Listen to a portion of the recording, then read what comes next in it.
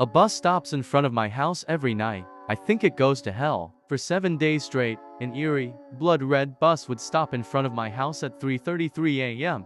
This seems strange, mostly because, like the vast majority of American towns, Frost Hollow had no public transportation at all. Even stranger, people always got on and off the bus whenever it stopped. They all looked extremely tall and thin, and whenever I tried to focus on their faces, they seemed like no more than a flesh-colored blur. On the morning of the 7th day, I had called the sheriff's department to ask them about it. I had no better ideas. A woman with a thick southern accent answered the phone. "Morning, sheriff's office. How can I help you?" she drawled. I hesitated, not even knowing where to start with this odd story. "I'm not really sure who to call about this, but there's a bus stopping in front of my house in the middle of the night, dropping people off.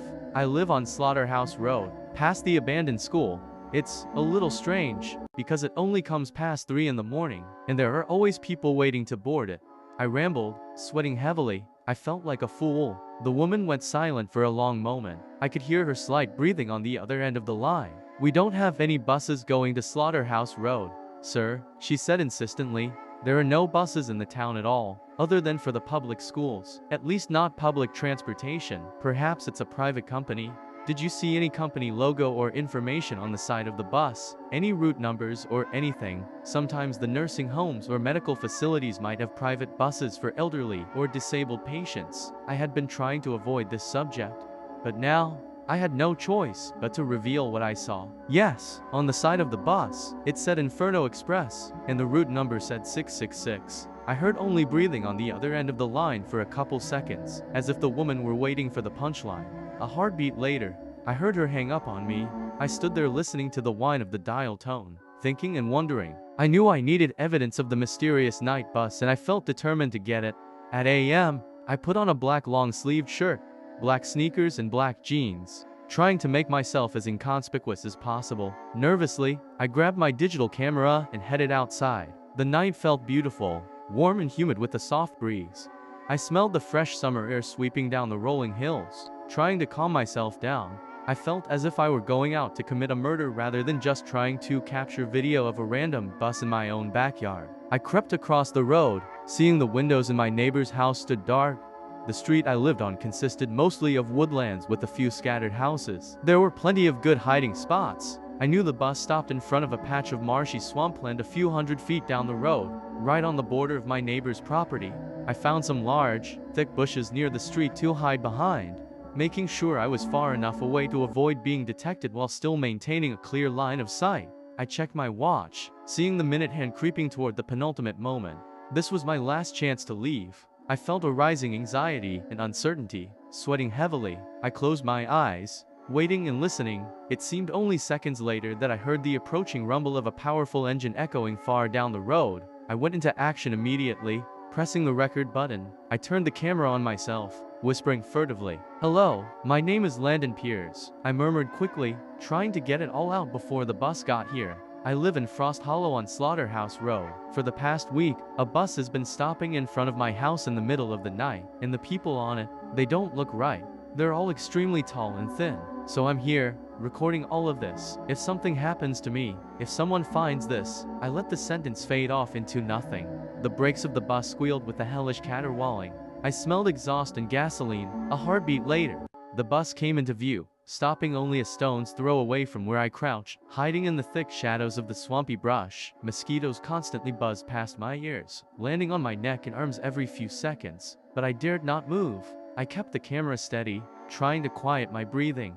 I felt paranoid and watched, as if the people on the bus knew exactly where I was and what I was up to. The bus gleamed with fresh, blood-red paint.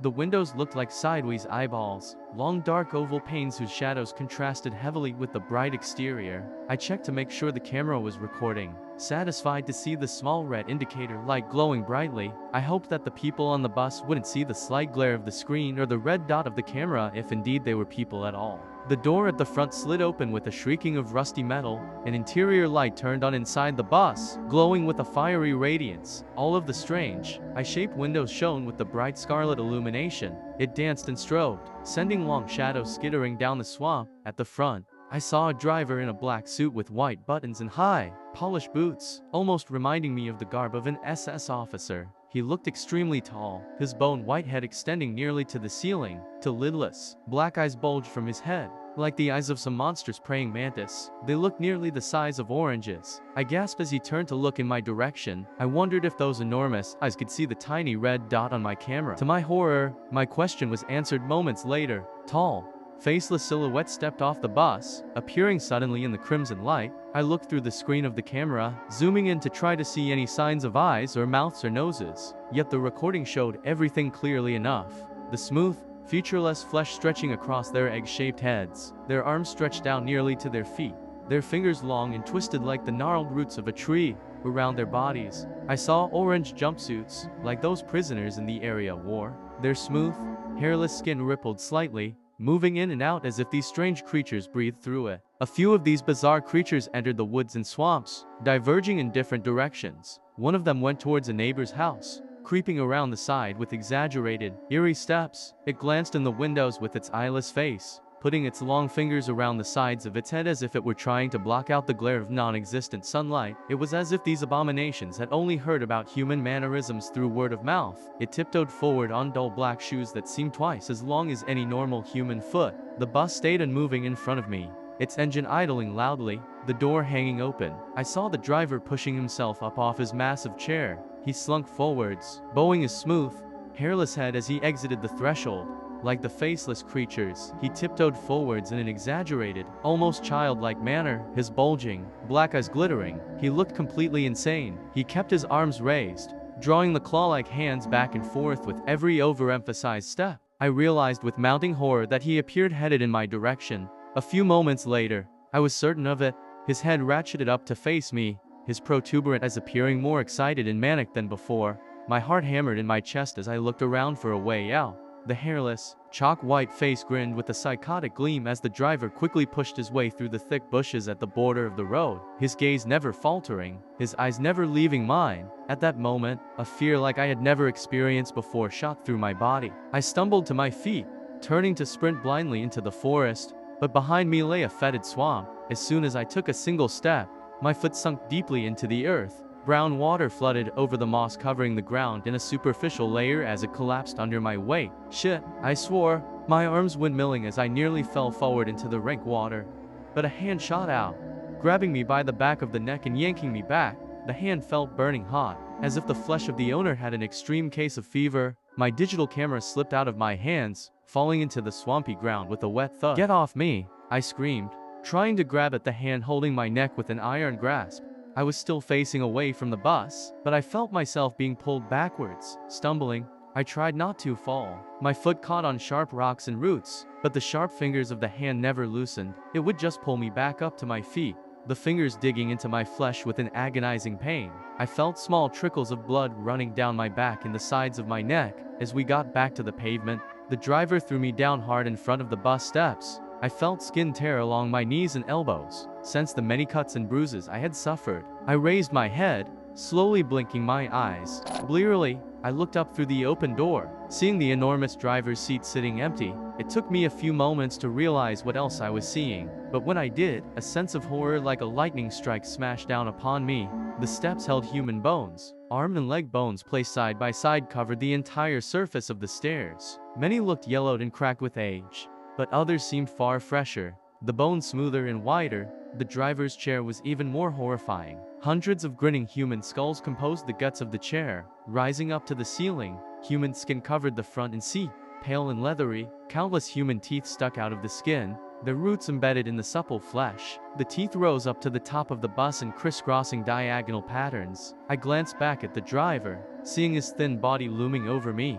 One inhumanly long arm pointed at the open door of the bus. It reminded me of the Grim Reaper showing the way forwards to the recently dead. He stood without speaking, his eyes glittered with insanity, and he had a rictus grin plastered across his smooth, white face. "No, I don't want to," I pleaded. "Don't make me get on it. I'm sorry. I'm so sorry. I should never have come out here." The driver stayed as still as a corpse with a face like a grinning death mask. I saw movement behind him, realizing two tall, faceless humanoids had appeared in bright jumpsuits to board the bus. They came up besides the driver, their blurry heads bowing down to look at me if indeed They could see it all without eyes. I wasn't sure whether these creatures were just mimicking human gestures and movements or not. Without warning, the two humanoids scuttled forwards, their rail-thin arms reaching out to me. I tried to crawl away, but moments later, I felt them wrap my wrists. Their skin felt burning hot and feverish. They lifted me up. I tried screaming to call for help from my neighbors, but no help would arrive. They pushed me through the door into the fiery red light beyond. In every seat, I saw tall, emaciated people with smooth faces. The skin rippled and distorted when I tried to look at their heads. The two creatures holding me forced me toward the back. There, a boy of about 10 or 11 sat, looking terrified and alone. They threw me into the seat, turning and walking away immediately after. From the front of the bus, I heard the doors slowly closing with a squeal of rusted joints. The driver was back in his seat. I looked up, seeing him staring into the rearview mirror at me, grinning. "How'd you get here?" the boy asked in a small, quavering voice. I turned to look at him in wonder. His pale skin heavily contrasted with his dark eyes and black hair, with his high cheekbones. He had a slightly vampiric look. I don't know. I was kidnapped. What's going on? Kid, who are these people? Where are they taking us? I whispered, constantly looking up to see if we were being watched. Yet the faceless humanoids stayed still in their seats, their blurry heads pointed straight ahead, totally frozen and unmoving. Only the driver showed any signs of life as he put the bus in drive and slowly pulled forward. "They're taking us to the playpen. They showed it to me in my dreams," he said. "I used to see these people looking in my window at night, people without faces who looked really tall and skinny. I told my parents about it, but they thought I was just having nightmares. But when I fell asleep, they showed me everything." "Okay, so what is it? What did you see?" I asked. His face went pale. He just shook his head. "I don't think you really want to know," he answered. "Both of us will be there soon enough, and then you'll see for yourself." I found out the boy's name was Ian, and I told him mine was Landon. He said he was from the other end of Frost Hollow, and that he had been on the bus for days without food or water. "It circles around to different towns," Ian whispered. I looked out the window, seeing a dark desert all around us. Sand dunes swirled on both sides of an endless highway. I hadn't noticed when the world outside had shifted from forest to desert. Those things without faces, they come in people's houses, get inside their head and their dreams. They make you think horrible things. They used to scream at me that I needed to kill myself, to hang myself or slit my wrists. I called them the stalkers. That's a good name for them, I said listlessly, still staring out the window at the shadowy, endless dunes. "We're not getting out of this, are we, Ian? I mean alive." "Probably not," he said, his voice hopeless and dead. On the horizon of the dead, dark desert, a black monolith rose high in the air, in general shape. It looked like a lighthouse, but it had no windows and its outer walls looked like polished obsidian or onyx. It appeared to rise hundreds of stories into the cloudless sky. The bus started slowing down. The crimson lights lit up overhead. I looked forward, realizing that all the stalkers had turned their blurry heads now to stare straight back at me and Ian. The driver, too, continuously looked at us through the rearview mirror as the bus came to a stop. "Now arriving, the playpen," a robotic female voice intoned calmly through speakers built into the walls. The door at the front flew open, except for the idling of the engine. Everything had gone deathly silent. "I think they want us to get out," Ian whispered nervously, slowly getting to his feet. I wanted to say no, to fight back, but with dozens of faceless stalkers staring at us in their eerie, frozen poses, my courage failed me. On unsteady legs, I got to my feet and followed Ian down the walkway. The faces of the stalkers turned to follow us, seeming to blur and ripple faster with excitement. I wondered what would happen once we got outside, but, in reality, I had no inkling of the horrors ahead. As I stepped down onto the inky pavement of the street, I realized that this desert felt freezing cold. Wind swept across the dunes at a tremendous speed. Clouds of dark sand obscured the black sky. The bus door stayed open, all of its passengers watching us with interest. The driver, too, never took his eyes off of me and Ian. I wanted to get far away from these creepy stalkers. "Let's go," I said over the roaring winds, putting a hand on Ian's shoulder. He flinched away, looking small and scared. Side by side, we started walking down the road. It wasn't long before we found our first body. A mummified corpse lay on the side of the street, its dried flesh sticking tightly to the bone. Its eyeless socket stared straight up. Its open mouth looked like it was frozen in a silent scream. A black hole filled with sand. Ian gave a strangled cry as he saw it, falling back. "Hey, buddy, it's okay," I said. "It's just a dead body." He shook his head, pointing vigorously at the desiccated corpse. I followed the line of his finger, Realizing something odd was happening, the corpse had begun to shake and rattle, its splayed out limbs jumping up and down, the ragged strands of cloth still covering its chest and legs ripped apart with a soft tearing sound. Wet, black tentacles covered in dozens of eyes rose up, snapping apart the remaining bones and flesh with ease. As the ribs jutted up like spikes, something hellish slithered out. It rolled on its tentacles, a ball of slithering limbs covered in something slick and shiny. Though the size of a small dog, as it splayed out, its width and height doubled. It had no head or central mass, but its many eyes constantly blinked in chaotic and random patterns. The eyes looked blue and very human, bloodshot and dilated with fury. "Get away from it!" Ian screamed with a terror I had never heard in a child's voice before. He ripped at my arm, pulling me back. I stumbled, nearly falling. The tentacled creature slithered towards us at an incredible speed, its many eyes focused ahead, insane and furious. As we turned, I glimpsed stalkers watching us from the sides of the street. Their blurred faces stayed hidden in the sandstorms blowing past, but I saw their tall, inhuman silhouettes in the darkness. They reminded me of spectators watching gladiators dying in the Colosseum. "What is it?" I shrieked over the roaring winds. "What happens if it catches us?" Ian was breathless with terror, sprinting ahead of me. He was a very fast kid. "Don't let it catch you," he screamed back. I realized the monolith stood ahead of us only a few hundred feet. A powerful current of hope surged through my heart as I saw a massive threshold filled with white light. But as I got to within a stone's throw away, I felt something warm and slick close around my ankle. I screamed as I fell forward, seeing Ian disappearing through the doorway, his silhouette sharp and clear for a moment before the white light swallowed him up like a hungry mouth. "God damn it, help me!" I cried, crawling towards the white light. I kicked and struggled against the tentacles wrapping around my leg with a grip like squeezing metal bands. I dragged my hands through the sand as I felt myself pulled back, my head smacking hard against the pavement underneath.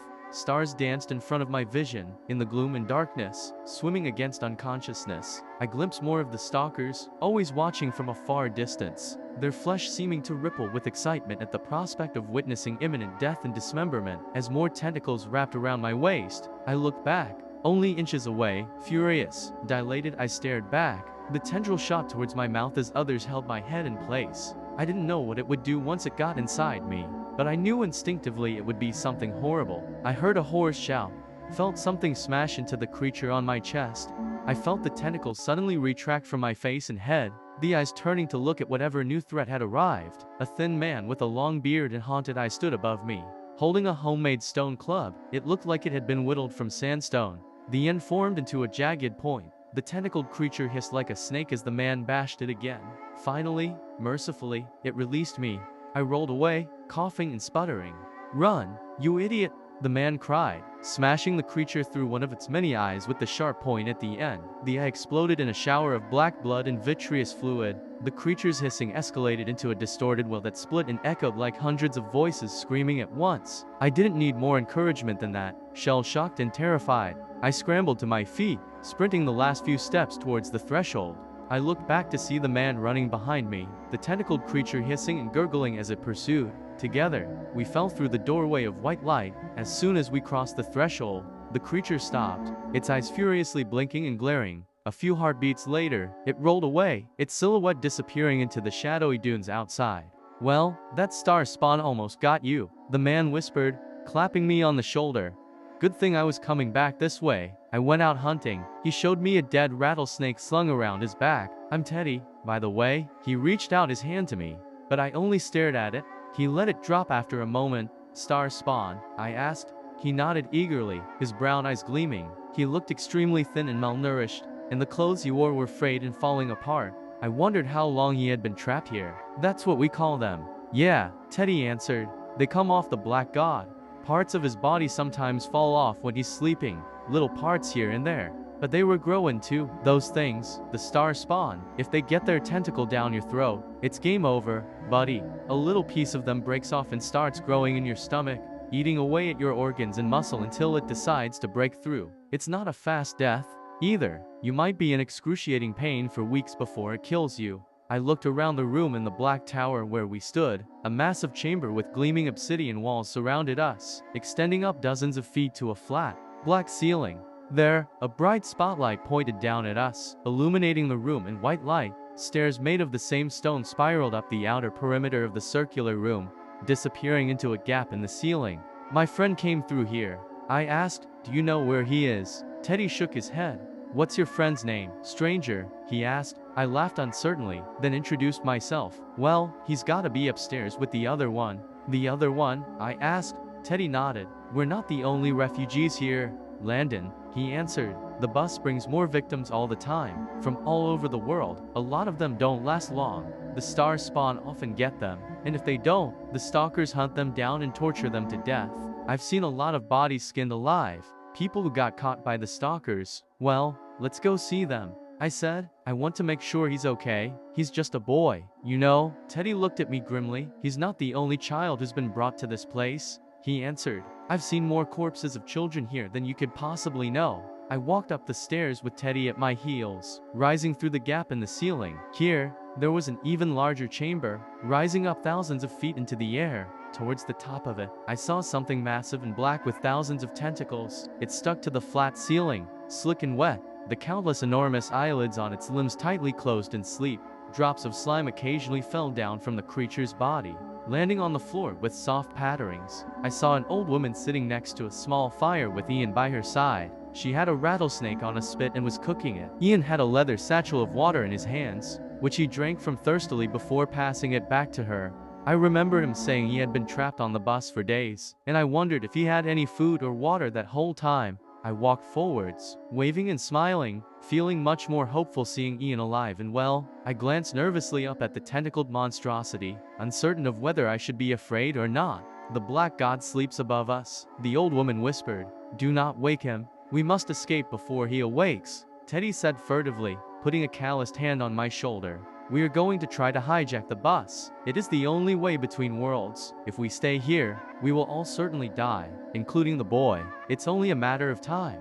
But if we can kill the driver, what about all the stalkers? I asked. It's not just the driver, whatever is on the bus. The black god is far worse, the man whispered. His sleep becomes more troubled as time passes. We see his tentacles twisting with his nightmares. Once he awakens, those nightmares will spread throughout the playpen. Right now, we are only hunted by the star spawn and the stalkers. I met an old man who saw the black god awaken. The old woman said, when I got here, he was still alive. Every few months, the black god comes alive to feed, and he said that the corpses walk when that happens. The dead scream and the sky rips apart, and everything moving gets hunted down like vermin to be absorbed into the black god's flesh, where they live for weeks being slowly digested and driven insane by the pain. So how did he survive? I asked. She shrugged. He said he hid in the bus. The driver gets out sometimes to hunt, and he snuck in. The black god missed him, but he was the only one. I found out the old woman's name was Jackie. Like Teddy, she wanted to get out of the playpen immediately. The stalkers and star spawn won't come in here, she said. They're afraid of the black god. And rightly so, Teddy muttered. It's suicidal to be in here. That thing could wake up at any minute, and we'll be the first one sucked into hell if it does. I've heard the screams of people being eaten by the black god's flesh, and it sounds like they're being burned alive. They went on for weeks, months. Stop it, Jackie insisted. You're scaring the boy. I looked over at Ian. Seeing she was right, he looked ready to pass out, his skin turning chalk white. Jackie pulled the roasted rattlesnake off the spit, ripping it apart with her hands and handing pieces of it to Ian and Teddy. She looked at me, her wrinkled face cocked. Do you want a piece? I shook my head, feeling slightly nauseous just looking at the dead, burnt snake. Its head was still attached to the body, its open eyes blackened and staring. So what's the plan here? I asked. How do we get back? Teddy looked at me, chewing a mouthful of rattlesnake. He lifted his homemade sandstone club, then nodded past Jackie. I followed his line of sight, seeing a few more primitive truncheons. That's it. We're going to bludgeon the driver and all the stalkers and steal the bus. Teddy nodded. You have a better idea, he answered. In truth, I did not. The four of us went back out of the stone monolith that held the black god, seeing the endless paved road disappearing into the horizon. Armed with the primitive stone truncheons, we walked side by side, constantly scanning the darkness for enemies. There are bodies everywhere, Teddy said over the roar of the wind. Most of them have star spawn hiding inside. I wondered how often the bus came this way, but at that moment, chaos broke out. I saw the star spawn with one punctured eye rolling furiously down the pavement. I pointed, screaming, when something ran into me from the side. I fell hard into Ian, knocking both of us down. We went sprawling in the sand as the stalkers stood overhead, their insane faces blurring and jerking from side to side as arms as long as a human twisted toward me. Sharp fingers jabbed down at my face, and in a blinding moment of absolute panic and agony, I felt them puncture my left eye. I screamed, jerking back as they ripped and crumpled my eye. I felt it explode with a powerful jet of blood and vitreous fluid. My vision went white with agony. At that moment, I saw headlights through the haze of pain and terror. In my shell-shocked state, I barely realized it was the bus speeding down the road. The small star spawn hissed with animal hunger before a tire ran over it, causing black blood to explode from it like a water balloon filled with sludge. Teddy came behind the stalker, bringing his heavy stone club down on the back of its head. I heard a wet crack of bone as it fell limply on top of me, its fingers still clutching my dismembered eye. I realized the optic nerve and blood vessels were still attached, running along a few inches from the mutilated socket. I pushed myself to my feet with a rush of adrenaline, feeling the vessels rip apart like snapping string. I nearly passed out, but Ian and Teddy came to my sides, each putting a steadying hand around my back. The bus stopped in front of us, the door shrieking open. As the first of the stalkers descended the step, I heard a primal screaming from behind us, from the direction of the monolith. I looked back in terror, seeing the top of it explode in a shower of volcanic stone as massive tentacles hundreds of feet long reached blindly out. The black god pulled itself up, like a colossus sitting atop the world. Its many gigantic eyes glared down balefully. "It's starting," Teddy screamed. "We need to get on that bus now." Staggering, I watched the three of them run forwards. I followed behind, feeling weak and sick, with my one remaining eye. I saw the driver descending the stairs. His black eyes bulged as he stared up at the sky. I realized with horror that the clouds had started to rain fire. The flickering flames lit up the world as the black god roared with a primal scream. Teddy ran forward, raising the club to strike at the driver. Casually, almost lazily, the driver raised one hand, grabbing Teddy by the neck and lifting him off the ground. His sharp fingers stabbed into the skin and flesh, digging deeply as Teddy gurgled. He weakly brought the club down as the driver threw his broken body to the side of the road. Teddy twitched, suffocating on his own blood and seizing. I watched his eyes roll back in his head. Jackie and Ian ran at the driver together, closing in on him from both sides. Ian struck at the long, emaciated leg under the black suit. The driver slashed at Jackie's face as bone cracked under the weight of Ian's blow. The driver buckled as his leg gave way, his furious, lidless eyes ratcheting towards Ian. As he fell, he reached forward, dragging the boy down with him. I saw Jackie on the ground next to them with deep stab wounds eating through her eyes and into her brain. Blood spurted from her still body. I stumbled forward, raising the club and bringing it down on the back of the driver's head. His head collapsed as he clawed and stabbed at Ian's face and neck, opening up his throat in an instant. I heard gurgling and weak cries as I jumped onto the bus. Sickened by all the blood and death, I ran up the steps, never looking back, bleeding heavily, my vision turning white with pain. I started the bus. The engine turned on immediately, rumbling and powerful. I had never heard such a sweet sound in all my life. I began driving ahead, down the freezing dark streets of the playpen. I felt my hands sticking to the steering wheel, my skin covered in gore and clotted blood. I glanced in the rearview mirror and had to repress an urge to scream. Every seat was filled with stalkers, their blurring faces looking straight ahead, their long, mannequin-like bodies twisted and jerked, like one single hive mind. They rose, up ahead. The dark street disappeared into a spiraling vortex the color of fresh blood. I accelerated, pushing the bus as fast as it would go, afraid to look back, to see what the stalkers would do. I drove through the vortex, pushing the bus up to 70 and 80 miles an hour. The blinding torrents of crimson light dissolved to reveal my street, Slaughterhouse Road. I slammed on the brakes, glancing back to see a stalker only inches behind me, its twisted fingers reaching out to grab me. Their heads jerked from side to side, blurring and jumping. Their arms seemed to vibrate with seizure-like movements. I heard a cry like one voice, a sound of anticipation and bloodlust. I opened the door and fell out of the bus as sharp fingers clawed at my head and scalp. Fresh blood ran down my face as I crawled across the pavement, screaming and crying. Thankfully, one of my neighbors heard me and came out, shining a flashlight in my bloody, mutilated face. Soon after, I lost consciousness. I remember waking up in the hospital, but my nightmares were always of Playpen and the Black God, and I think they always will be.